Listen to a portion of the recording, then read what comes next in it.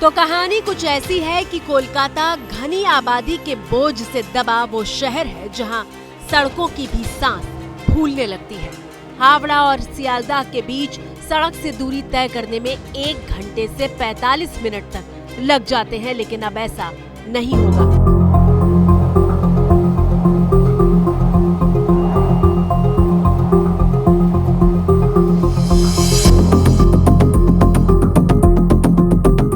आज आप देख रहे हैं कि यहाँ पर ये टनल रेडी है और ट्रेन चलने के लिए तैयार है।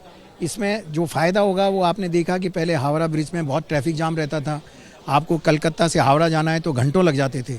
अब इस टनल के द्वारा नदी को क्रॉस करने में केवल मात्र 45 सेकंड लगेंगे और एस्प्लेनेड से हावड़ा जाने में 6 मिनट का टाइम लगेगा, जो पहले लगभग 1.5 से 2 घंटा लग जाता था ट्रैफिक जाम में। पानी के नीचे बनी सुरंग में मेट्रो की रफ्तार 80 किलोमीटर प्रति घंटे की होगी। पानी के नीचे होने के बावजूद सुरंग को इस तरह से तैयार किया गया है कि एक बूंद पानी भी सुरंग के भीतर नहीं घुस पाएगा। जरा देखिए, जब कोलकाता मेट्रो के लिए सुरंग का काम पूरा हुआ था तो इस मुश्किल काम को पूरा करने के बाद कैसे तिरंगा लहराकर खुशी का इजहार किया गया था।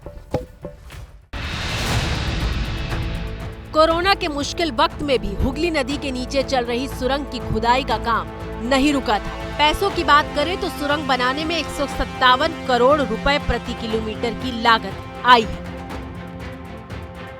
सुरंग बनाने में जिस तकनीक का इस्तेमाल किया गया है उसके मुताबिक 120 साल तक मेट्रो के सुरंग में दौड़ने में कोई दिक्कत नहीं आएगी।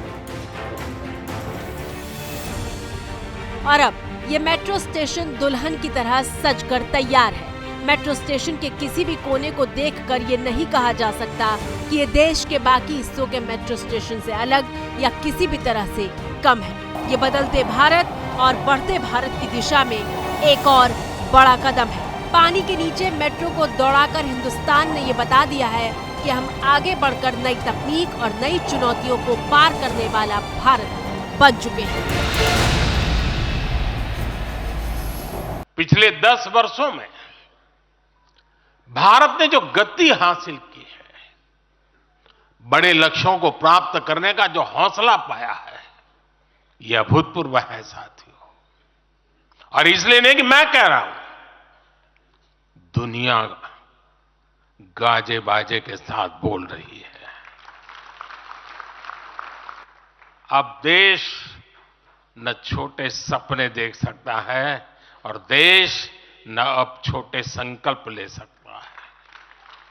सपने भी विराट होंगे, संकल्प भी विराट होंगे।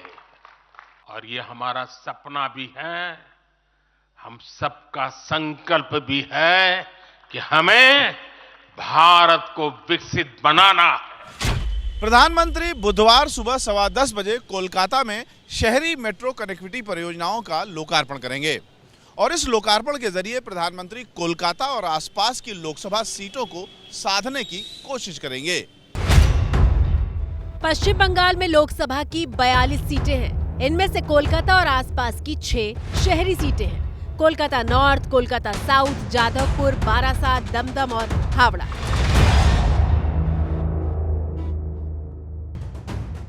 दो 2019 के चुनाव में बीजेपी का कोलकाता और आसपास की शहरी सीटों पर खाता तक नहीं खुला था। बीजेपी के लिए इस बार इस इलाके में जीत किसी चुनौती से कम नहीं है। मोदी अंडर वाटर मेट्रो और बाकी परियोजनाओं के दम पर शहरी वोटरों को साधने की रणनीति पर काम कर रहे हैं। माना जाता है कि कोलकाता और आसपास के शहरी वोटरों पर ममता बनर्जी की मजबूत पकड़ है।